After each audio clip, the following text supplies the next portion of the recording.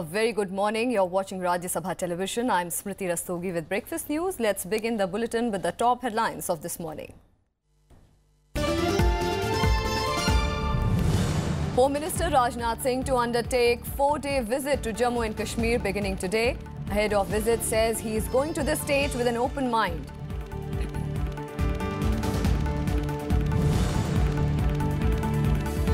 Government approves long-awaited cadre review policy for the junior commissioned officers and other rank holders in Army. Nearly 1.45 lakh personnel to benefit.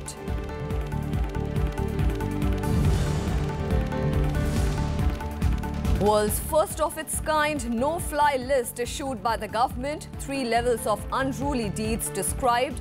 Quantum of ban to range from 3 months to 2 years.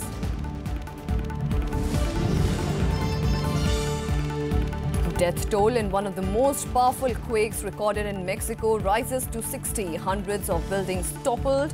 Second national emergency for country bracing for Hurricane Katia.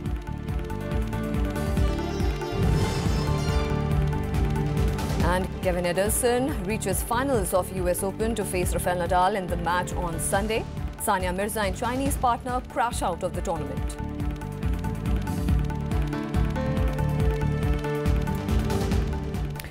Home Minister Rajnath Singh will today embark on a 4-day visit to Jammu and Kashmir. Ahead of his visit, Singh on Friday said that he is going to the state with an open mind and is ready to meet anyone who wishes to interact with him, as the government wants a resolution of all the problems in the valley. He will be accompanied by Union Home Secretary Rajiv Gauba and senior officers of Ministry of Home Affairs. During his visit, he will meet Governor N.N. Vohra and Chief Minister Mehbooba Mufti. Singh will also review Prime Minister's development package and security situation in the state.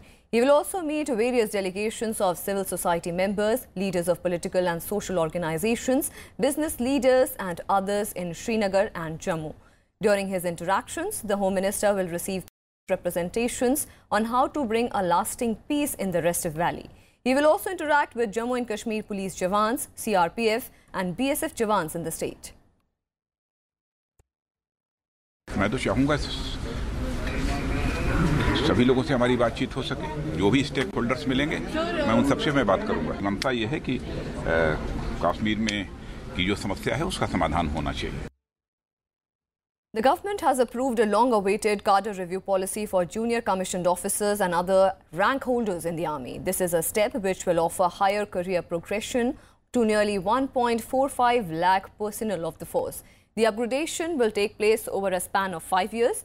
The last cadre review for the army was done in 1984. The Defence Ministry has also agreed to start residential army public schools in Bhopal in Madhya Pradesh and Mamoon in Punjab with a capacity of 2,000 children each. The Army Welfare Fund Battle Casualty to help the next of the kin and disabled veterans has also been formed. The first tranche of a disbursement of rupees 3.424 crores has been done in July this year.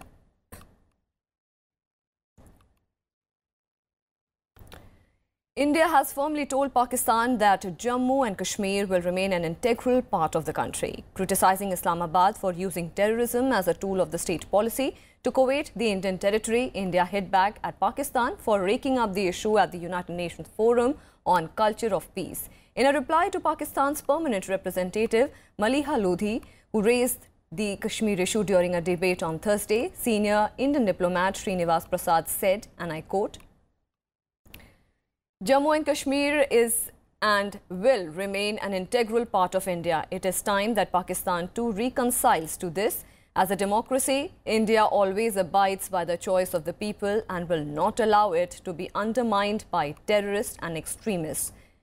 He further added, it is ironic that our neighbour Pakistan, well known for providing safe havens to terrorists and using terrorism as a tool of state policy, has used this platform to yet another Kuwait Indian territory, cloaking its designs in the grab of concerns for the justice and self-determination, unquote. After joining BRICS members in condemning terror groups based in Pakistan, China on Friday tried to defend its all-weather ally, saying Islamabad too has made sacrifices and has done its best to fight terrorism. This came after a meeting between the foreign ministers of both the countries on Friday.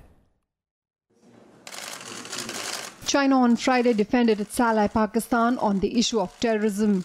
China's Foreign Minister Wang Yi has said that Islamabad has done its best to combat terrorism and some countries need to give it full credit for that.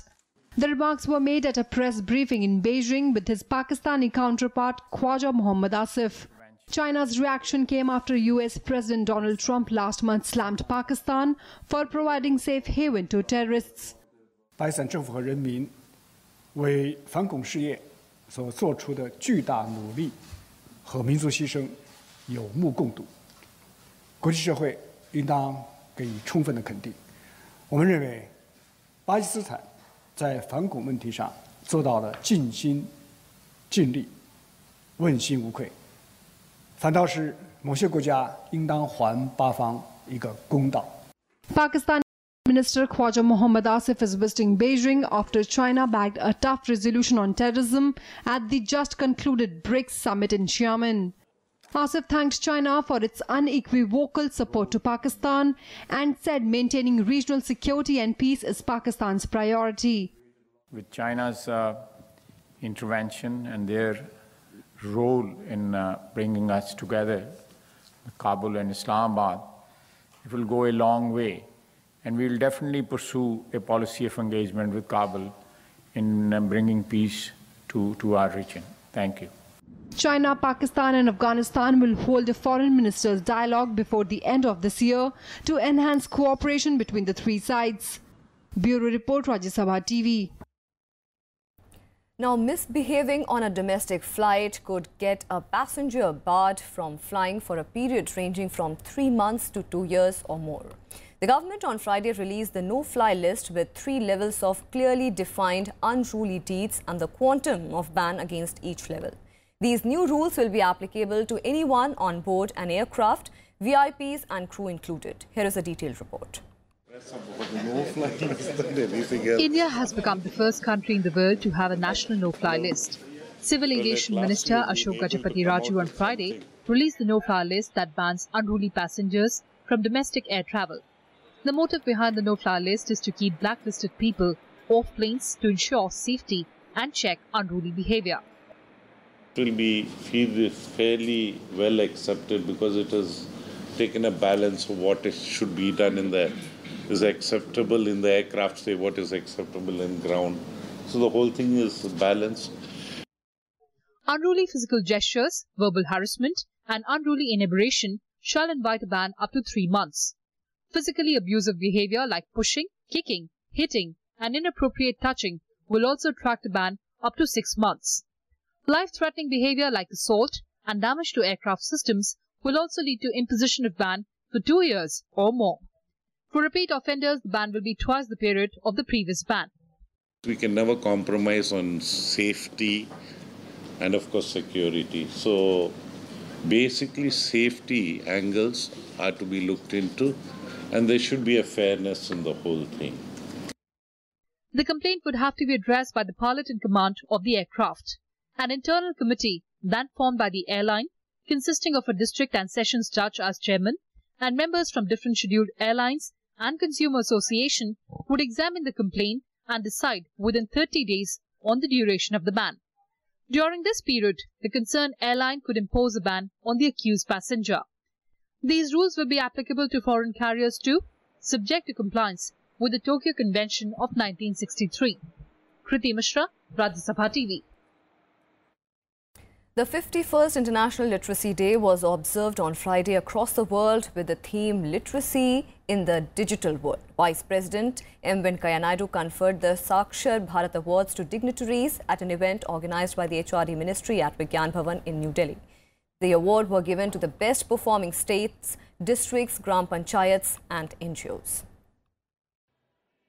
Addressing an event on the occasion of the 51st International Literacy Day, Vice President M. Venkaiah Naidu said neo-literates will be the ambassadors of the country's literacy program and that community learning centers would be developed into hubs of learning and community empowerment. If you are educated, you will not be able to fight against corruption. You will not be able to fight against discrimination. you will not be able to fight against injustice that is meted out to you. So that's why everybody needs to be educated.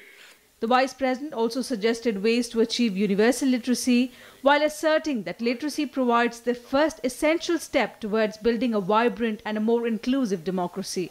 Development has no meaning without literacy. Democracy has no meaning without literacy.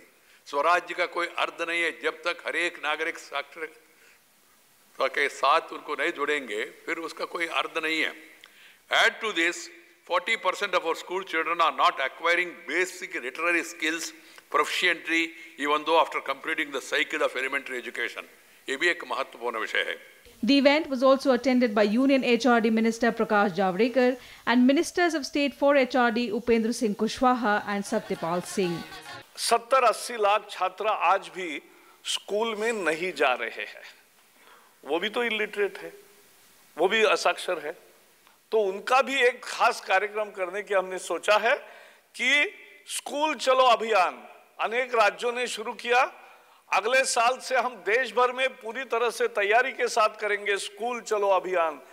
The 51st International Literacy Day focuses on literacy in a digital world, how digitization has evolved literacy across the globe, and who's done a commendable job to deserve the UNESCO International Literacy Prizes. With input from Panchanan Mishra, Bureau Report, Rajya Sabha TV. In Rajya too, the Vice President said that age should not be a barrier for learning. While interacting with neo-literates and literacy instructors in the city, he gave his own example of how he learnt Hindi at an older age. He also rewarded those who became literate at an elderly age. This is the first visit of M. Venkaiah Naidu to the state as Vice President. He awarded 5 Panchayat women heads from Jharkhand who have done commendable work for development and literacy. He also lauded the Jharkhand government for doing a commendable job in the field of literacy. मैं सबको आप सब से भी अनुरोध करता हूं, अपना इलाके में जो भी बुजुर्ग लोग हैं, जो अनपढ़ है, उनको साक्षर बनाना हमारा कर्तव्य होता है.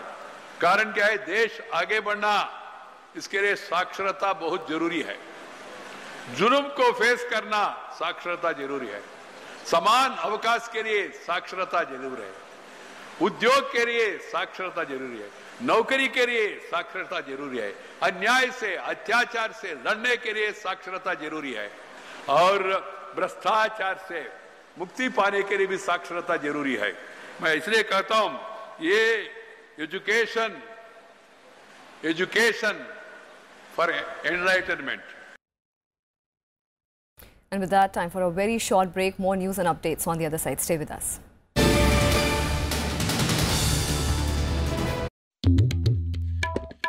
The story we thought we knew. The story of magnificence. The story of bloody battles. Of those who ruled and those who left their footprints. The story charting the course of our past. Talking history on Rajya Sabha TV.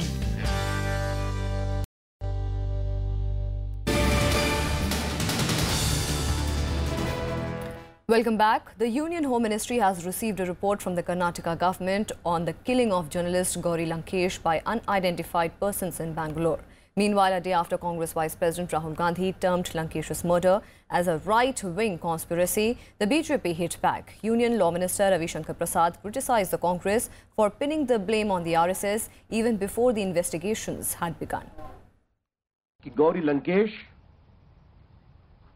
नक्सलाइटों की sympathiser भी थी और उनको main stream में लाने की कोशिश कर रही थी.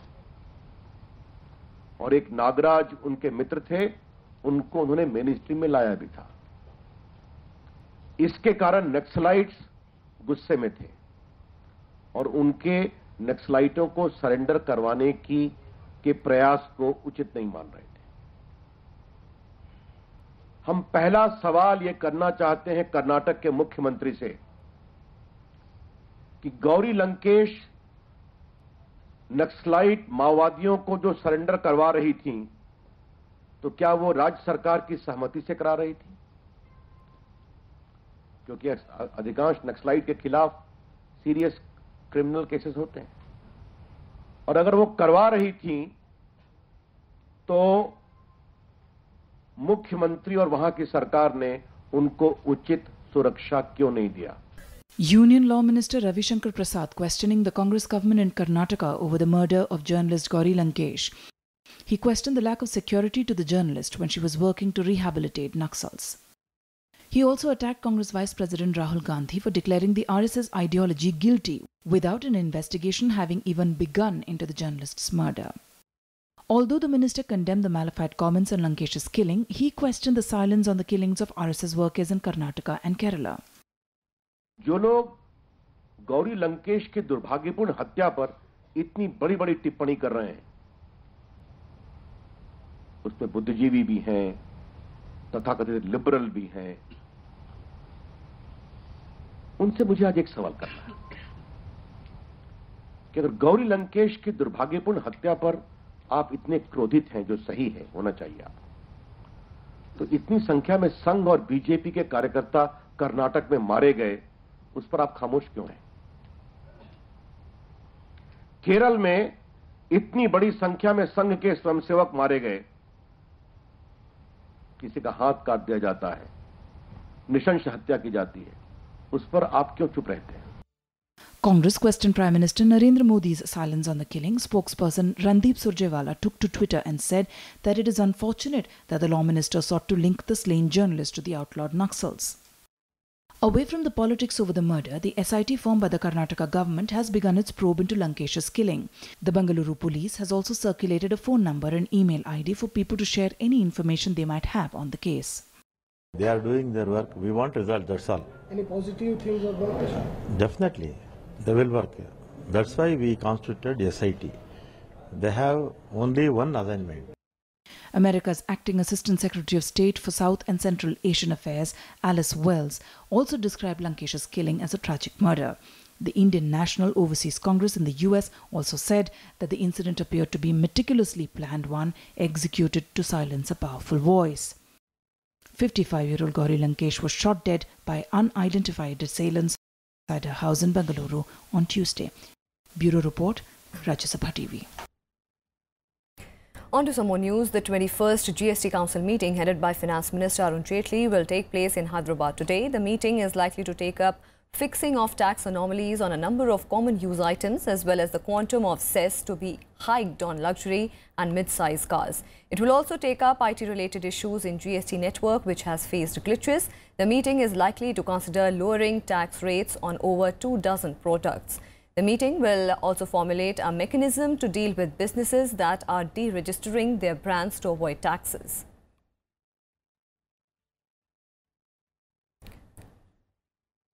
The Supreme Court on Friday directed the Tamil Nadu government to prevent any agitation over the NEET examination issue in the state, where protests have intensified after the suicide of aspirant S. Anita. The Apex Court also directed the government to prosecute anyone indulging in any activity that creates law and order problem in the state. The top court issued notice to Tamil Nadu government on a plea seeking a direction to the state to maintain law and order situation. The bench also observed that the national eligibility and entrance test has already been upheld by the Apex Court. Anita had committed suicide on September 1st, a week after the top court ruled that medical college admissions in Tamil Nadu will be based on national admission test. The bench will now hear the matter on September 18th.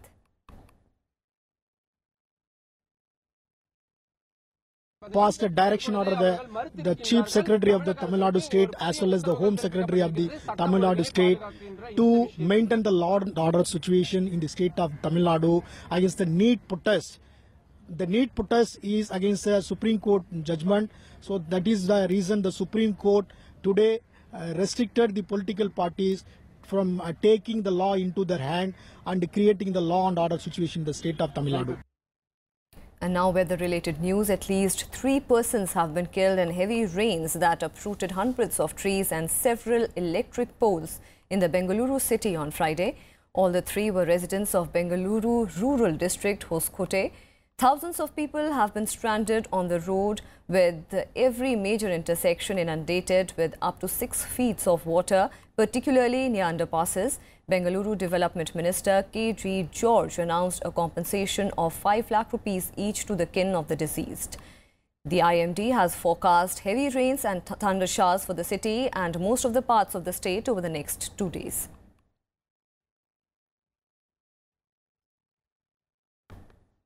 And now international news. According to a UN report, over 2.7 lakh Rohingya refugees have fled from violence-affected Myanmar's northern Rakhine state to Bangladesh in the last 2 weeks.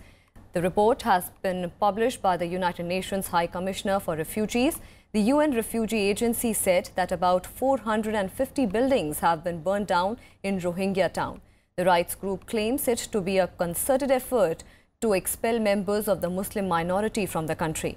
Meanwhile, exiled Tibetan spiritual leader, the Dalai Lama, expressed grief and urged the people to help the refugees. Speaking to media in Himachal Pradesh, he said that situation made him feel very sad. During Prime Minister Narendra Modi's recent visit to Myanmar, he said that India shares Myanmar's concerns over the extremist violence in the Rakhine state. India also refused to be the part of the declaration adopted at an international conference in Indonesia, referring to the violence in Rakhine state on September 7th. 2 refugee camps in Bangladesh, Kutupalang and Neapara, that were previously home to 34,000 Rohingya refugees before this new influx, are now bursting at seams. The population has more than doubled in 2 weeks, totaling more than 70,000. There is an urgent need for more land and shelters. Those people, you see, who sort of harassing some Muslim, then they should remember Buddha. I think such circumstances, Buddha helping, definitely help to those poor Muslim. So still I feel that. So very sad, very sad. The number of people killed by a powerful earthquake off the southern coast of Mexico has risen to at least 60. A huge rescue operation is underway in the worst-hit states of Tabasco, Oaxaca and Chiapas, where people are feared trapped under rubble. According to the President of Mexico, at least 200 people have been injured. The 8.1 magnitude earthquake was the strongest to hit the region in a century on September 7th. According to the authorities, 45 deaths have been reported in Oaxaca, 10 in Chiapas and 3 in Tabasco. One of the worst-hit towns is Juchitán in Oaxaca, where at least 17 deaths have been reported. Por el terremoto de ayer quedó en muy malas condiciones. Lastimosamente, pues hasta llegar a hacer un arreglo nos da miedo de las réplicas y que por las malas condiciones nos llegue a pasar algo. La Ciudad de México, donde había muchos daños en 1985, es más lejos. También es lo de la preparación, que ya somos más preparados. Tenemos la alerta sísmica, tenemos leyes de construcción bastante más estrictas. Meanwhile, U.S. Emergency Agency has warned that Hurricane Irma will devastate either Florida or neighboring states, while it has been downgraded to a Category 4 storm. But officials warn that Irma remains extremely dangerous. 500,000 people in Florida have been ordered to leave their homes. Hurricane Irma has left a trail of destruction in the Caribbean, affecting an estimated 1.2 million people. The death toll due to the hurricane has risen to 24. If you're not on the road by midnight, all right, don't get on the road. We have shelters in your community. Go to those shelters. I mean, you can go to your family, go to your friends, go to those shelters. But we don't want people on the road when the storm starts to hit. Florida and the neighboring U.S. states bracing up for Hurricane Irma. After battering islands in the Caribbean, Irma is expected to make landfall in the Florida Keys and South Florida on Sunday. Thereafter, it is expected to move into Georgia and South Carolina. While the storm has been downgraded from a rare Category 5, the top of the scale of hurricane intensity, to a Category 4, it is still carrying winds as strong as 250 km per hour. Many residents there are moving inland or to shelters. Some counties are under evacuation orders.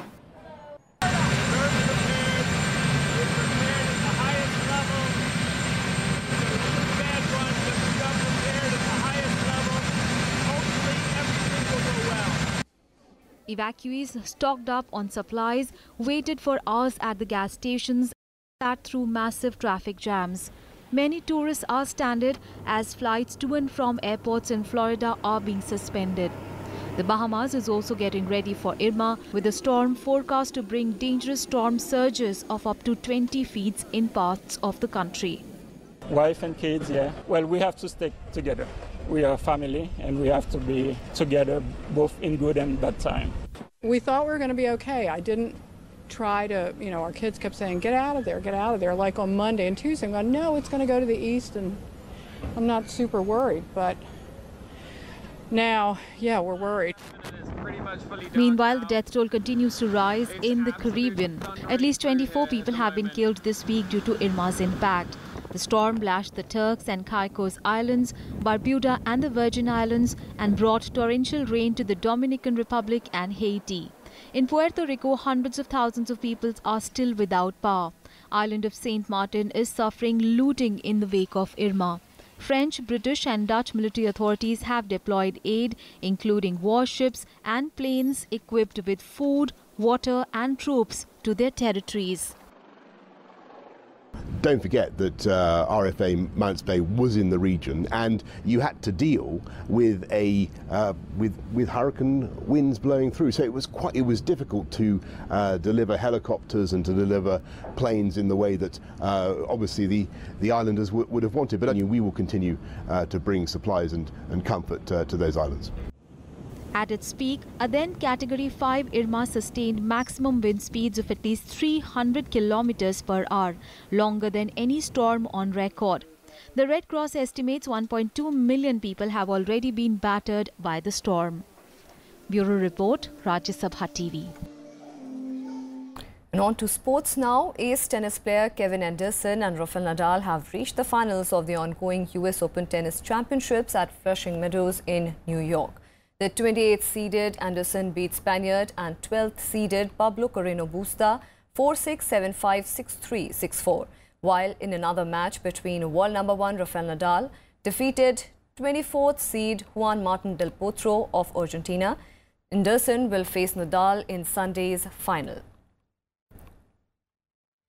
In another match, Sania Mirza and her Chinese partner Peng Shuai lost to Martina Hingis and Shang Guangzhan in the semi-finals of the women's doubles tournament 4-6, 4-6.